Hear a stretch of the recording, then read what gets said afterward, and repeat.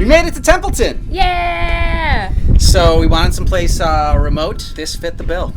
Yeah, we are in wine country, California, north of where we live, by a few hours. So it is like very rural and isolated and quiet. Yeah, driving up here, it took us about like 4 hours because we had to make a stop for the dogs. About the last maybe hour of it was just all like this winding road and like just nothing. I guess like we went in the back way or something because as we were driving in, I'm like, where is the town? Where are things located?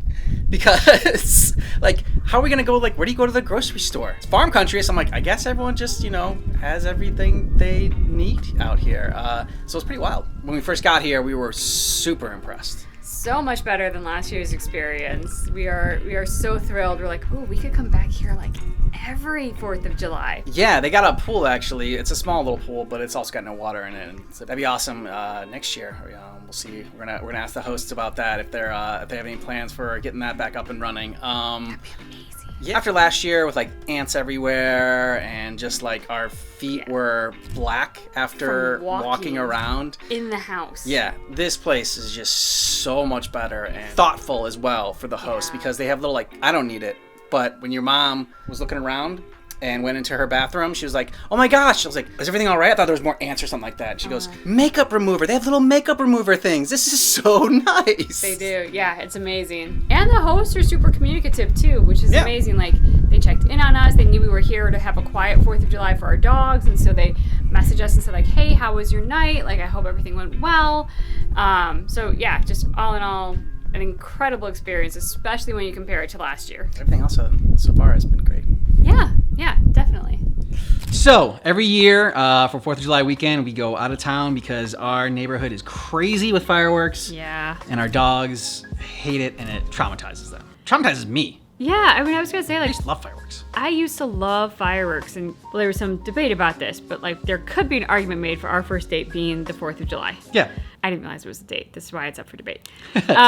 Grew up in Chicago. My aunt even has a house that is like against a golf course. And so like growing up, we'd go to her house at 4th of July because like the fireworks were so big and beautiful and you could sit on her front lawn and just see them and they were gorgeous. Our first date was 4th of July. We went, we saw fireworks, big, gorgeous fireworks. So always loved them and then moved out here and I'm kind of starting to hate them. Like I want to get back to loving them. Yeah. They are great once a year. It's when they happen every night, every weekend for 12 months of the year that you kind of start to lose your mind. And they're great when professionals do them. And, it's like, makes it special when it's just like, it's like in a big show or whatever. Yeah. When people are setting them up by themselves and like everyone on your block is setting it off, like, and it sounds like a war zone outside. It's not so great. And when they're drunk and setting them off and they're not setting them off properly and they're shooting into like cars parked on the street or people's backyards and people's like front yards. Very dangerous. So a couple years ago, we went to Joshua Tree. Last year, we went to Big Bear. We released a video on that. This year, we checked out Templeton. Which is wine country. Essentially, we went to what is a guest house on somebody's farm. Yeah, very remote. Very, very remote. Like so remote that GPS at one point, as we were trying to get there, was like, yep, I don't know, it quit. It quit after trying to get me to drive on a bike trail. So that was fun too. Yeah. I was like, I don't think this is the right way to go. And so I did not take the bike trail and I was like, you're too remote, you're off the grid, I can't help you. Found it eventually and it was kind of perfect. Yeah. The house itself was clean, big enough for all of us, and central AC, which is really important if you live in Southern California and it's July. And like as we got there, one of the first things I see in the backyard is like this beautiful deer coming up to this giant, basically they had like a steel tub of water for the wildlife in the area that was just like on their farm. And you could see it from the guest house where we were staying. And so like beautiful deer, just chilling by the watering hole, looks at me, kind of does like this thing. I was like, hey deer. It took some more water and it trotted back to the woods. Just the whole vibe of it was very like serene and peaceful and animal friendly. Yeah. So unfortunately, we weren't able to get a ton of footage this time because I was sick. And so I spent a lot of time in bed during this trip, which was unfortunate because I did make it out to the town itself because you went to the bakery. Yep. And you said the bakery was really great. You went to a wine tasting place. What place did you go to? It was called Erin Hill. It's a woman-owned winery in Paso Robles.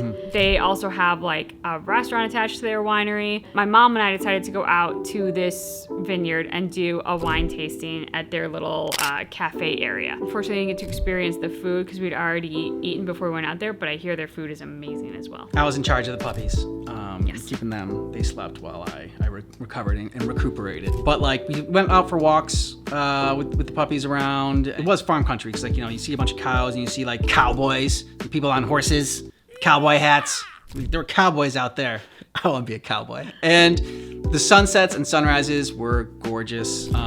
Just so peaceful and serene out there. And I went into town because I wanted to check out the place. The town itself was really cool because like instead of like a bar crawl, you could do like a wine crawl, a wine tasting room crawl, because like every other store was wine tasting. And like then they had like, you know, a cheese shop as well. So, you know, obviously those two things are you're gonna pair. I think I saw a brewery. I think I saw one brewery, but like pretty much everything else was just all these beautiful wine tasting rooms. And so probably gonna go back there next year because didn't get to like fully experience Templeton like I would have liked. And the place that we stayed at, like you said, was just like really clean, really beautiful. The hosts were very nice. Yeah, so the first night that we were there, we unpacked, we had dinner, we were chilling and watching TV, and all of a sudden everything goes dark. Yeah. Oh no. I mean, our first fear was, did we just blow a fuse? I take a flashlight and I'm going outside to look and see like, where is there a fuse box? Because we didn't find one inside. And as I'm out there, I see at the like main farmhouse, somebody's outside as well with a flashlight.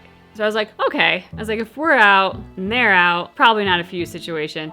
And like, then I looked out further and I was like, I don't see lights anywhere. Like that's how remote it was, right? Like no lights anywhere. It's like, okay. Went inside. I was gonna like just check my phone to see like, is anything going on in the area? Like, who knows? I already had immediately a message from the host just saying like, hey, are you all okay? Looks like it's a power outage. These sometimes happen. They're rare, but they have been known to happen when, in particular for this area, if people drive and crash into a telephone pole. Yeah, a lot of windy roads there and not a lot of lights, yeah. Yeah, and because of the wildfires in California, one of which was attributed to Con Edison, they now are like super cautious where if a pole holding wires goes down, they just shut everything off in that area. And so we're like, oh, okay. Like, already have a message from the host. Host is checking on us. Host is telling us what's going on. And she said, you know, if you look in the closet in the hallway, you'll find some battery operated fake candles as well as some flashlights. So boom, like we are set. And she also kept us informed as to like when they were getting updates as to when it was projected that the power would come back on. It's like right away, I'm like, this host is miles beyond what we've experienced at some of our places in the past because they are hyper communicative and super concerned with our well-being. This is amazing.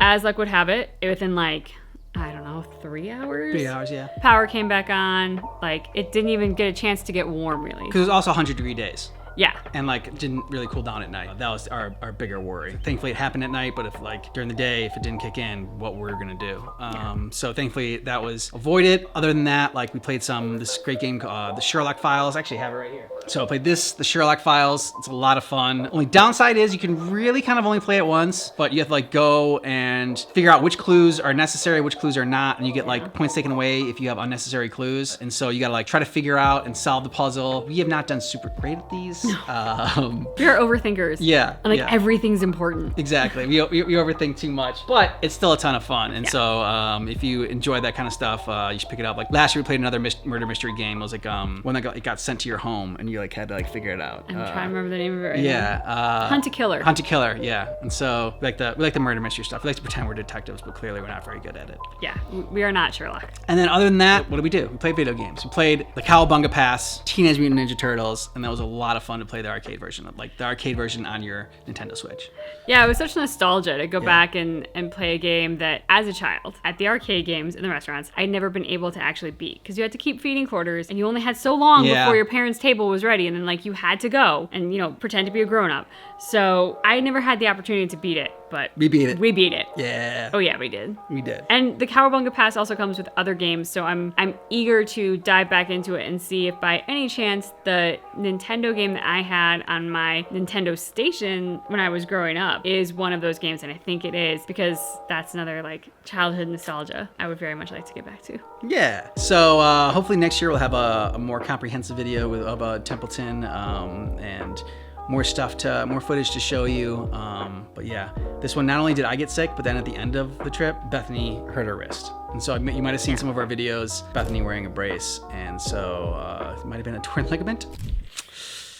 Yeah. She had that torn ligament, and then we had a dance. So our dance performance was the weekend after we got back from Templeton. That was a fun thing to navigate, and that particular issue, just because I wore a brace like right up until the performance, and then had to forego the brace to do the performance and make sure that I was still able to execute on it. We thought about getting her the glove, but like, I don't know, like just one, we didn't have enough time to like kind of test it out and try it out, and so it's just kind of like, nah, we'll just go with taking off the brace and up to showtime, and yeah, so it worked out. The other thing I will say with Templeton, what's so wonderful about getting away from the city is the first night that we were there, Bucky is a bit of a funny dog. That's one way to say it. You've probably picked up on it in a variety of ways, but in one way in particular is that he only likes to pee in our backyard. He's not a dog that wants to go around and mark everywhere. He wants his territory, and that's where he's gonna go. And he'll pee in like the same 3 spots in the backyard. Like, he's very loyal to his spots. Going somewhere else where he's not have his spots, he will like try to forego peeing. Yeah. I don't know how one does that. I'm like, doesn't make sense to me, but he will try and hold it until forever. So of course, the first night we're there, poor Ken is super unwell. Bucky decides at something like 3 a.m. that now is going to be the time where he can't hold it any longer. So I get up with him and I go outside and I'm trying to convince him like, dude, any spot, literally any spot is gonna be fine. Just find one, we'll go back to bed, it'll be great. He's thinking about this. And while he's thinking about it, I just happen to look up and the number of stars that you can see when you finally get away from the city and all the light pollution in the night sky was just beautiful. I think the last time I had experienced a night sky like that was when I was like maybe 12 or 13 on a trip with my mom in New Mexico, and we went horseback riding up into the mountains. Oh man, more stars than I've ever seen in my life, and like shooting stars, and like that was gorgeous. And I've always held on to that as like a memory, but I hadn't really experienced a night sky like that since. And this was one of the first times where I really saw that again. I was like, oh, this is amazing. I was half tempted to wake him up at 3 a.m. and be like, you have to come out and see this. I didn't. I was a nice wife and he was sick, so I didn't, but I was tempted. If you're looking for a great red wine, Barachon at Erin Hill, I highly recommend. I think they have a wine club. I'll be honest, I haven't looked into it. I think it might be out of our price range. But picked up a bottle when I was there because it was like the highlight of the tasting was that particular wine. So if you have some income, I highly recommend checking them out. All right then.